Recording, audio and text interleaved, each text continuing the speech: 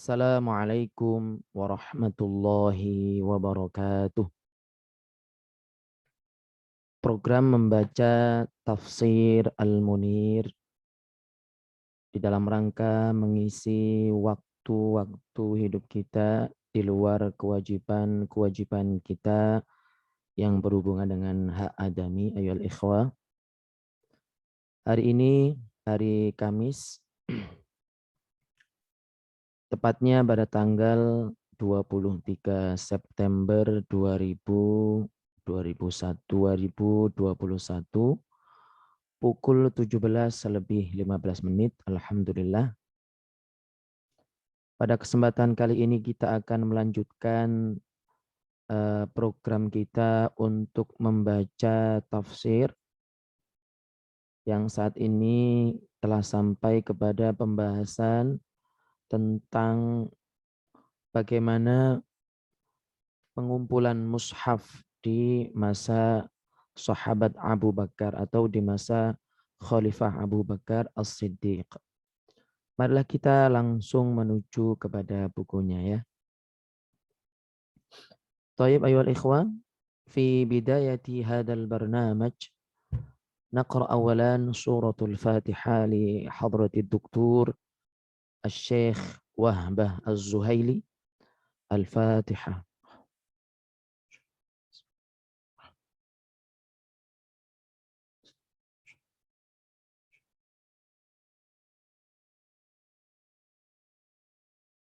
Baik. Bismillahirrahmanirrahim. Mari kita langsung menuju ke halamannya. Inna asdaqal hadithi kitabullah wa khairul hadi hadi Muhammadin sallallahu alaihi wasallam.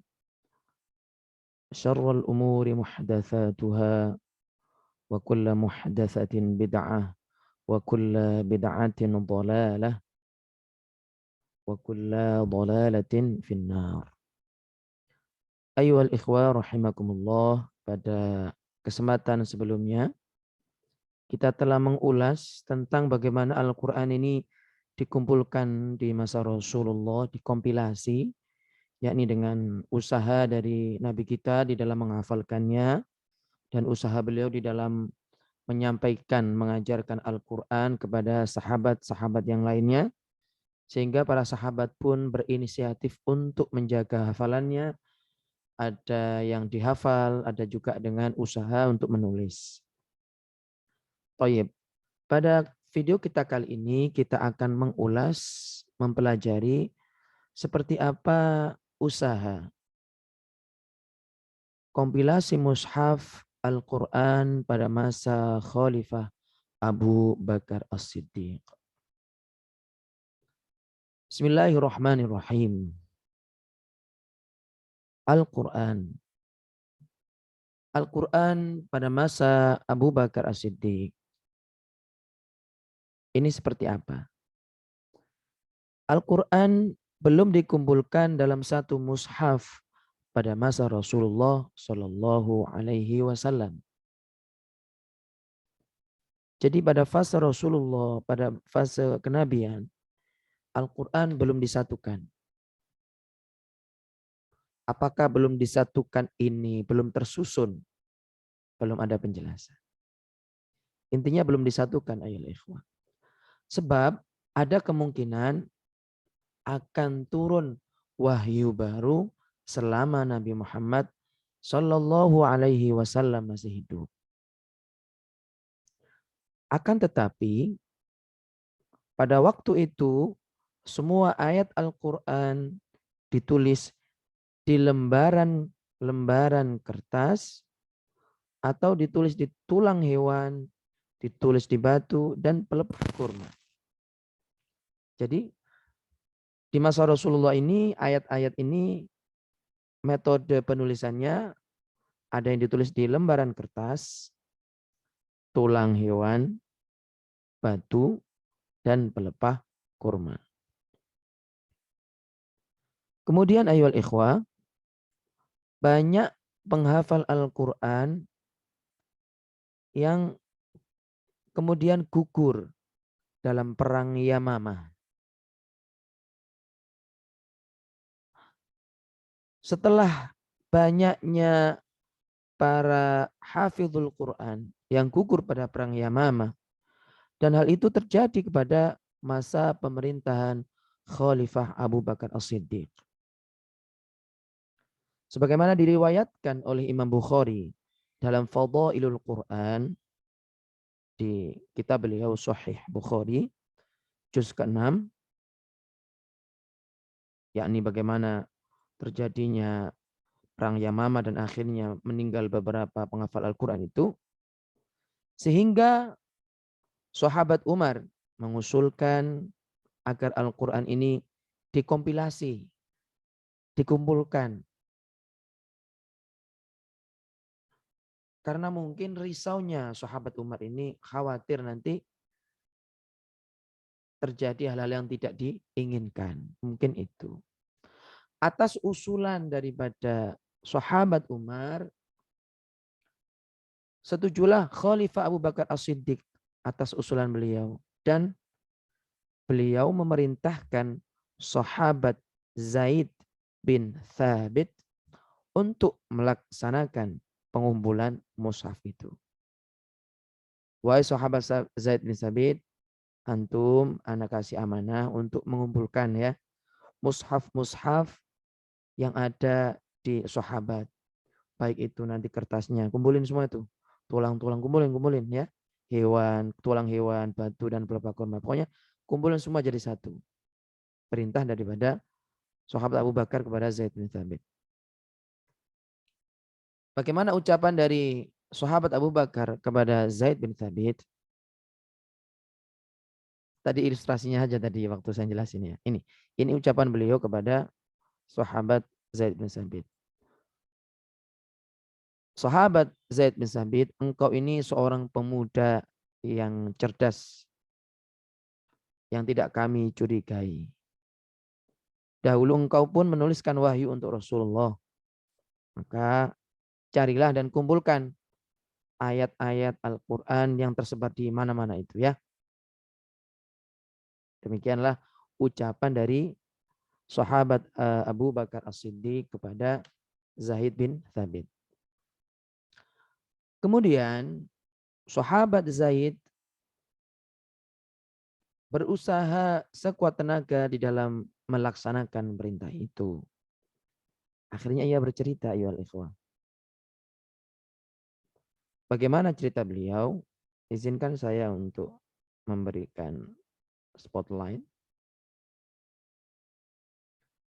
Beliau menceritakan setelah beliau mendapatkan tugas itu, maka beliau berbicara.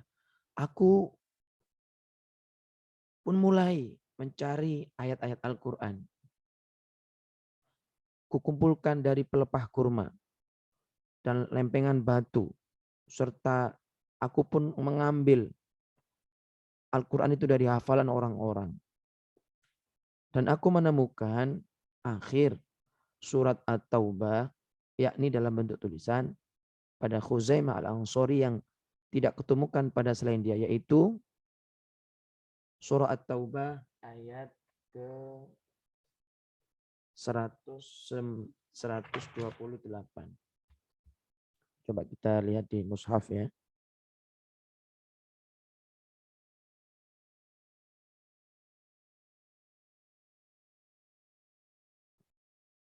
At-Taubah. Kalau kita lihat dari artinya, sungguh telah datang kepadamu seorang rasul dari kaummu sendiri. At-Taubah. Ayat ini satu-satunya yang ada di sahabat Khuzaimah Al-Ansori. Surat At-Taubah sendiri akhir itu total ayatnya ada 129.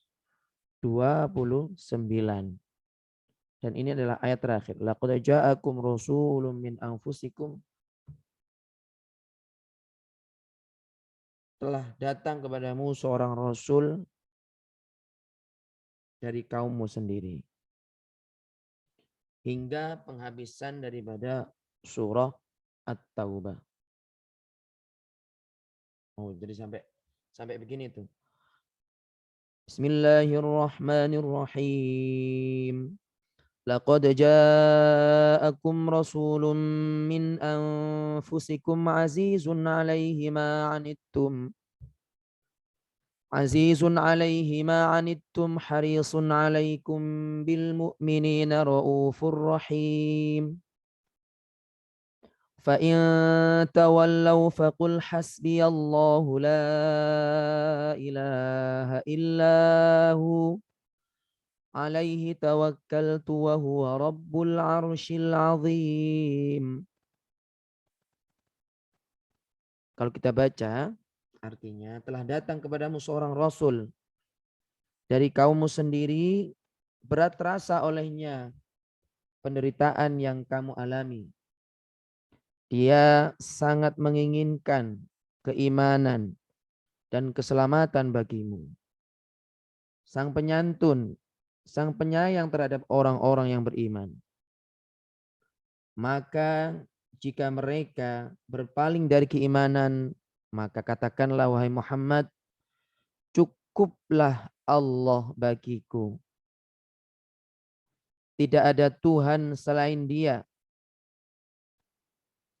Faqul hasbiyallahu la ilaha illahu alaihi tawakkaltu wa huwa rabbul arsyil azim. Hanya kepadanya aku bertawakal dan Dia adalah Tuhan yang memiliki arsy singgasana yang agung. Nah, ini yang ayat ini yang ditemukan oleh sahabat Zaid bin Thabit. Ya, beliau mengatakan bahwa tidak ditemukan di selain beliau dari sahabat Khuzaimah kecuali hanya sahabat Khuzaimah yang memilikinya tertulis. Nah, ayyuhal ikhwah, lembaran-lembaran yang terkumpul itu kata sahabat Zaid berada di tangan Abu Bakar hingga beliau meninggal. Lalu kemudian dipegang oleh Umar beliau hingga wafat.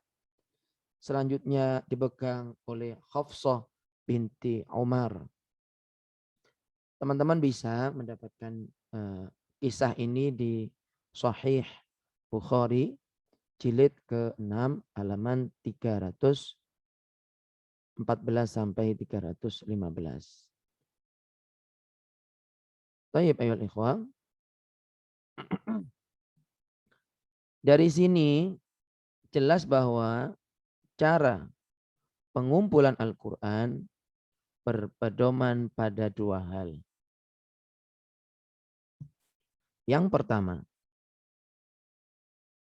berpedoman pada yang tertulis dalam lembaran kertas, tulang, dan sejenisnya. Ini yang pertama. Yang kedua, yakni Al-Quran yang berada pada hafalan para sahabat yang hafal Al-Quran di luar kepala.